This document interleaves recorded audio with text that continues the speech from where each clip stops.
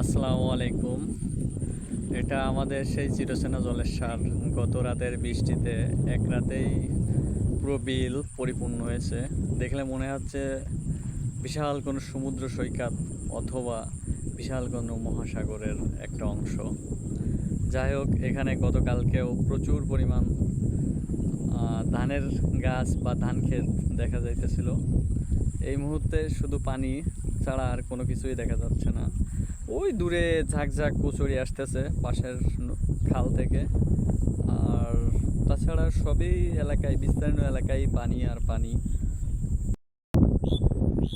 এটা জলেশ্বরের মাঝে যে রোডটা গত কিছুদিন আগে একটা ভিডিওতে দেখিয়েছিলাম আপনাদের, সেই রোডটা এটা হচ্ছে রাস্তার পূর্ব পাশ। এটা পানি দ্বারা পরিপূর্ণ। আর এটা রাস্তার পশ্চিম পাশ, এখানেও পানি দ্বারা পরিপূর্ণ। আমি সারা জীবন দেখছি পশ্চিম অংশ থেকে পানি পূর্ব অংশে যায়। আজ আমি দেখতেছি পানি পূর্ব অংশ থেকে পশ্চিম অংশ ঢুকতেছে, অর্থাৎ পূর্ব অংশে প্রচুর পরিমাণ পানির চাপ। আর এই পানিটা আসতেছে বাইরের বন্যা কবলিত এলাকার যে পানির চাপটা ছিল, সেই পানির চাপটা অন্য অন্য এলাকা থেকে সরে আমাদের এলাকার দিকে হালকা হালকা ঢুকতেছে, বা যায়নি না কতটা আর কি ঢুকতেছে। সেই পানির যে একটা চাপ হয়েছে, ওই চাপটা নিচের দিক থেকে আমাদের মাঠের উপরের অংশ, অর্থাৎ যে সমস্ত এলাকায় ধান আছে, ধানি জমি আছে, চাষযোগ্য যে জমিগুলা, ওই সমস্ত এলাকায় পানির প্রবাহটা বাড়তেছে। এটা হচ্ছে বিলের উত্তর অংশ।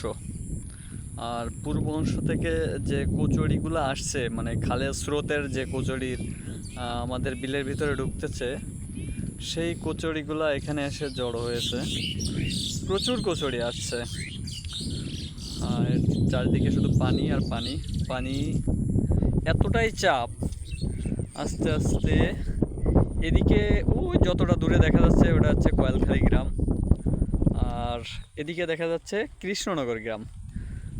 এক কথায় টোটালি মনে করেন, মানে পূর্ব যে অংশটা অর্থাৎ দেড়া বা সুরোর সাইডের পাড়ি এতটা চাপ হয়েছে যে যে পানি পুরোটা প্রায় আমাদের গ্রামে সুই সুই অবস্থায় পৌঁছে গেছে পানি। কাশেমবার পোল্ট্রি ঘর, দেখি চেষ্টা করি, ওই কাশেমবার পোল্ট্রি ঘর, ওখানেও প্রায় পানি উঠা উঠা ভাব একটা অবস্থা।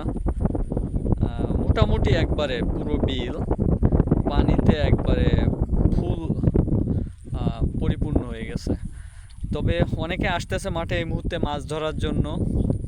আর চারি সাইডে অনেকের পুকুর, মাছের ভেড়ি, আদারওয়াইজ যারা মাছ চাষ করে সবারই প্রায় মানে পানি যেহেতু বাড়ছে, সেই ক্ষেত্রে তাদের মাছ চাষের যে পুকুরগুলো আছে বা জলাশয়গুলো আছে সবই ভেসে গেছে।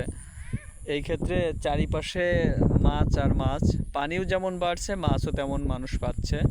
দূরে ওইখানে সুরোর খাল যেটা আর কি বলি আমরা, ওই খালের থেকে যে পানিগুলো আমাদের বিলের ভিতরে ঢুকতেছে, যে স্থান দিয়ে ঢুকতেছে ওইখানে মনে হয় কম করে 200-300 লোক মাছ ধরতেছে।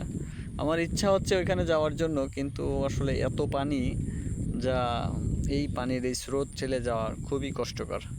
তো যাই হোক আর কি, আজ এ পর্যন্ত। ভালো থাকবেন, সুস্থ থাকবেন সবাই, আমাদের জন্য দোয়া করবেন, আর সবাই সবার জন্য দোয়া করবেন।